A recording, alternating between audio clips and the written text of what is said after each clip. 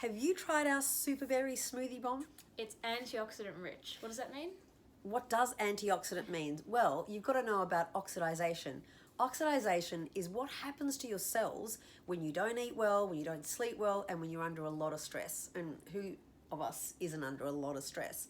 So eating antioxidants will help build up the cells and make you glow. Awesome.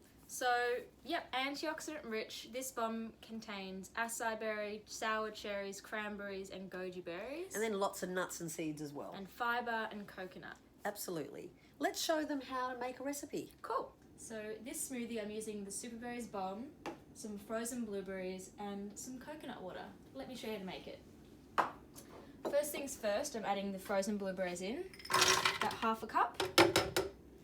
Then I'm going to crumble in 1 superberry smoothie bomb, taking the compostable wrapper off, and then you just crumble it in so that it blends evenly throughout your smoothie. And then just 1 cup of coconut water. You can use milk or any water, up to you, but it's nice and refreshing with coconut water. Then we just blend for 1 minute. Let's go.